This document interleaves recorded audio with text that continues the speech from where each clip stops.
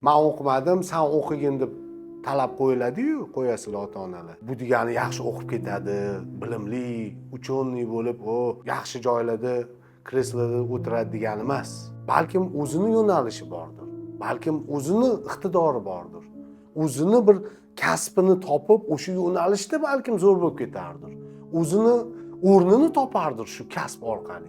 Ko'pchilik hozir ota-onasining talabi bilan o'qib bitirib o'sha kasbda ishlayapti-da, lekin o'sha hunarida, kasbida o'zini topmagan. Insonning hayotini 70% ishdan iborat-ku.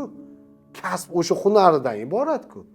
70% hayoti badbaxtlikda o'tadi deganda bu. Shuning uchun maslahatim, har bir insonni o'zini iqtidori bor. O'sha iqtidorini topib bilishni o'rganish kerak.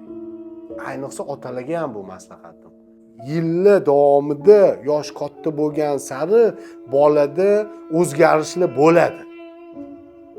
Ana o'sha o'zgarishlarda rasm chizishi mumkin, sportga qiziqishi mumkin, tilga qiziqishi mumkin, kitob o'qishga qiziqishi mumkin, o'zgarishlar bo'laveradi.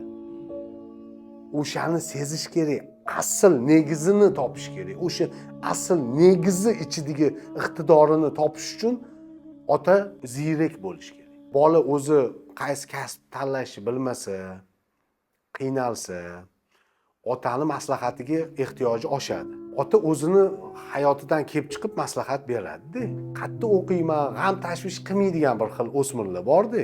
O'shanaqa payt albatta ota o'zi o'qigan joyida agar yaxshi o'qitgan bo'lsa va nafaqat o'qitgan, tarbiyalaydigan o'qishlar ham bor-da. Voyenniy o'qishlar misol uchun.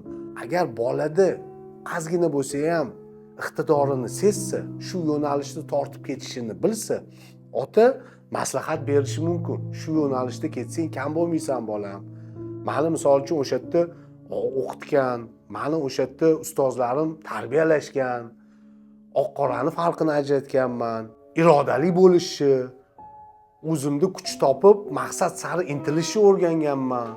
Shunga maslahatim, agar shu o'qishga kirsang, o'qish ham seni nafaqat bilimingni, hattoki o'zingni tarbiyalashingda ham yordam beradigan joy deb yo'naltirsa, bor shunaqa o'qishlar haqiqatan juda kuchli bolani nafaqat bilimiga, balki yashash tarziga ham ta'sirini o'tkazadi yaxshi taraf. Buning uchun faqat bola bilan ota bir-birini tushunib, otani gapini qadrli, avtoritet deb hisoblash kerak. O'shanda ketishi mumkin o'sha yo'nalishda. To'g'ri deb hisoblayman.